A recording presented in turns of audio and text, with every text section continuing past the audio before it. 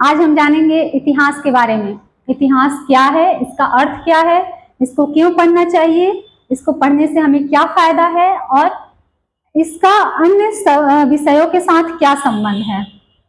हम इतिहास को भारतीय दर्शन के अनुसार देखें, इसके अर्थ को भारतीय दर्शन के अनुसार देखेंगे तो ये संस्कृत के 3 शब्द इति प्लस ह प्लस आस, संस्कृत के 3 शब्द इति प्लस ह प्लस आस से बना हुआ है। इति प्लस ह प्लस आस का अर्थ है संस्कृत में निश्चित रूप से हुआ था। मतलब कोई भी घटना निश्चित रूप से हम प्रमाणित कर देते हैं कि ये निश्चित रूप से घटित हुआ था, उसी को हम इतिहास के दर्जा देते हैं। अब जब शुरुआत हुआ था इतिहास लेखन का, तो उस समय जो इतिहास लिखा जाता था तो वो इतिहास केवल लोक कथाएं, लोक कहानियां, लोकगीत, मतलब किसी राजा का व्याख्या करना, किसी का जीवनी लिखना, बस इतना ही तक सीमित होता था। अगर हम देखें कि इतिहास इतना तक सीमित नहीं है।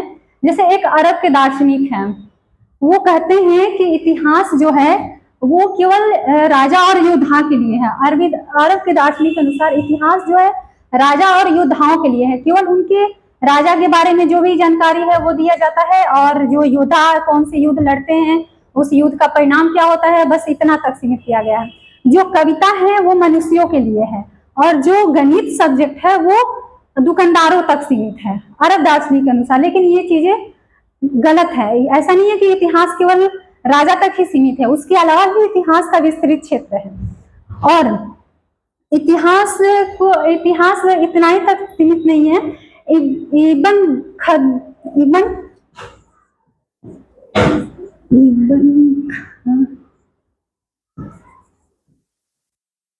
एक दार्शनिक इतिहासकार है, वो कहते हैं कि इतिहास सांस्कृतिक विषय, सामाजिक राजनीतिक स्थितियों के बारे में जानकारी को ही हम इतिहास के अंतर्गत करते हैं। किसी सभ्यता के पतन और उत्थान इतिहास के अंतर्गत आता है। ठीक है, अब हम ये जानेंगे कि इतिहास क्यों पढ़ना चाहिए। इतिहास पढ़ने से हमें एक तो अतीत की जानकारी होता है कि अतीत में कौन सी सभ्यता क्यों बनी, कब बनी, कैसे बनी। और अगर हम मान के चले कि अगर हम आज जो भी देखते हैं कि जो भी डेवलपमेंट हुआ है, तो क्या ये अचानक से थोड़ी हो गया है, इसका प्राचीनता से ही संबंध आता है। हड़प्पा सभ्यता देखेंगे, वो एक नगरीय सभ्यता थी। फिर वहां से भी चीजें, बहुत सारी चीजें हैं जो आज से रिलेट होता है।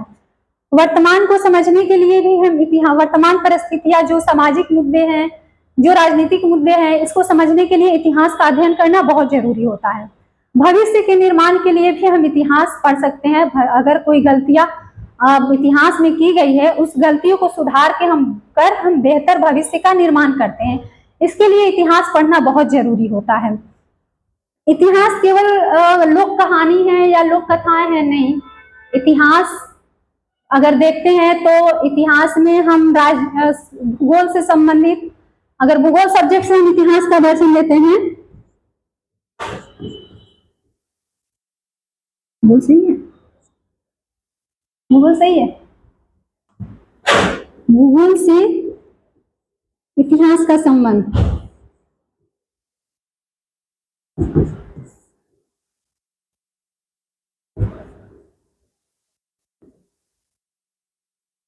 अगर हम चाहकर भी किसी अन्य सब्जेक्ट अगर बोल दे कि हमको इतिहास से पीछा छोड़ाना है, हमको इतिहास पढ़ना ही नहीं है, ऐसा हो ही नहीं सकता। अगर हम भूगोल पढ़ते हैं तो इतिहास को पढ़ना बहुत जरूरी है, क्योंकि अगर हम भौगोलिक स्थिति के बारे में पता करते हैं, जानकारी अगर पढ़ते हैं, अगर कोई पहाड़ कैसे निर्माण हुआ, पहाड़ों का, नदियों का निर्माण कैसे हुआ, अगर नदी के बारे में पढ़ते हैं, ये नदियां आज की नदी नहीं है, इसका उल्लेख हमें हड़प्पा सभ्यता में भी मिलता है, बहुत सारे नदियां का, जो आज भी वो वर्तमान में भी है। वो नदी ऋग्वैदिक काल में भी नदियों का उल्लेख मिलता है। तो अगर हम इन सब का अध्ययन करते हैं तो ये इतिहास का ही एक पार्ट हो जाता है। उस प्राचीन काल के भौगोलिक क्षेत्र के बारे में हम पढ़ेंगे तो वो भी इतिहास का आ जाएगा, और इसका भूगोल से भी संबंध है। और राजनीति की बात करेंगे, राजनीति विज्ञान से बात करते हैं। राजनीति विज्ञान से इतिहास के संबंध के बारे में बात करते हैं, तो अगर हम पढ़ते हैं कि कोई राजा या शासक के प्रशासनिक क्षेत्र क्या था, जैसे हम चंद्रगुप्त मौर्य, समुद्रगुप्त के प्रशासनिक स्थिति क्या था, अकबर के प्रशासनिक स्थिति क्या था, पृथ्वीराज चौहान का प्रशासनिक नीति क्या था, उनका प्रशासन में कौन कौन से पद होते थे, केंद्रीय स्तर पे जो शासन चलता था, प्रांतीय स्तर पे चलता था, ग्रामीण स्तर पे भी चलता था, जमींदार और भी कोई कितने प्रशासन क्षेत्र थे। आज भी वही चीज है, केंद्र स्तर पे भी है, राज्य स्तर पे है, नगर स्तर पे है, ग्रामीण स्तर पे है। उस समय भी यही चीज था। अगर हम अलाउद्दीन खिलजी का प्रशासनिक स्थिति देखें या फिर अकबर का भी देखें, इब्न मोहम्मद बिन तुगलक के देखें, वो चीजें कहीं ना कहीं आज से भी वही चीजें चली आ रही है। अगर राजनीतिक विज्ञान का तो इतिहास से संबंध समझ गए, फिर अब आता है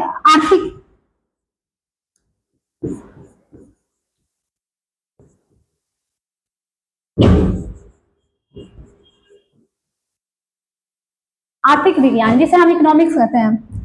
आर्थिक विज्ञान अगर किसी चीज का व्यापार क्षेत्र, व्यापारिक क्षेत्र या फिर आर्थिक स्थिति क्या थी, आर्थिक स्थिति इतिहास में भी बहुत ज्यादा मायने रखता है। बिना आर्थिक स्थिति के हम इतिहास का कल्पना भी नहीं कर सकते हैं, क्योंकि जो उस समय पर अगर आर्थिक सोर्सेस क्या है, इस चीज से हमें इतिहास के बहुत महत्वपूर्ण सोर्सेस का पता चलता है कि किस राजा के काल में कौन से सिक्के चलते हैं। इसका मेन जो सोर्स है वो सिक्के हैं, किस तरीके से ढाला जा रहा है सिक्के का, क्या उस समय व्यापार की क्या स्थिति है, कर कितना लगता है, ये सब आर्थिक स्थिति में अगर हम इकोनॉमिक्स के पार्ट भी पढ़ते हैं और इतिहास के अंतर्गत पढ़ते हैं। आज भी हम देखेंगे कि आर्थिक स्थिति जो आज का है और इंडिया का जो आर्थिक स्थिति है, तो ये आज किस तरीके से बढ़ रहा है, इसके बढ़ने के पीछे भी एक हिस्टोरिकल रीजन है, जिस वजह से हम आर्थिक विज्ञान को इतिहास के एक पार्ट करते हैं,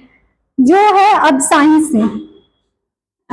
से जो जीव विज्ञान हो गया या फिर भौतिक विज्ञान हो गया और ये रसायन विज्ञान हो गया, इसका भी एक प्राचीन काल से ही संबंध है।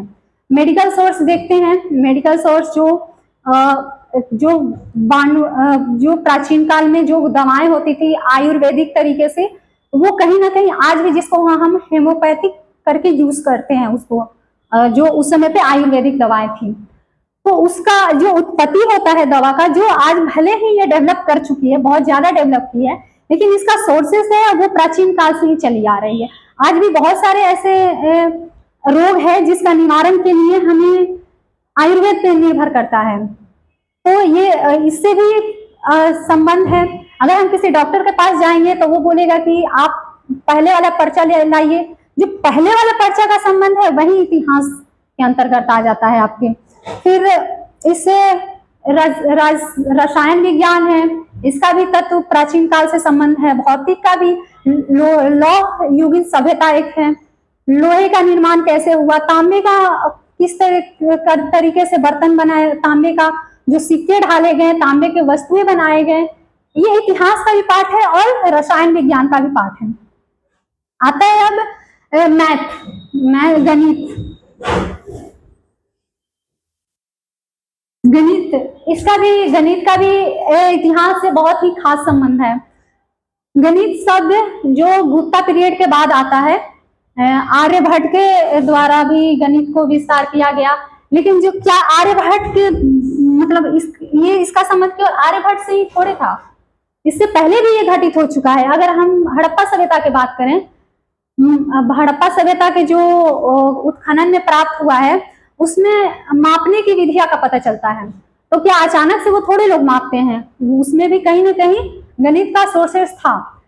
और ये जो तौलने का भी बटखरे मिले हैं, ये जो तौलने के लिए बटखारा है वो भी एक गणित के पार्ट है। ऋग वैदिक काल में अगर हम बात करते हैं, वैदिक काल में बात करते हैं, तो जो यज्ञ के वेदियां होता है, यज्ञ के वेदियों को एक आयत के आकार में ऐसे बनाया जाता था और समान रूप से बनाया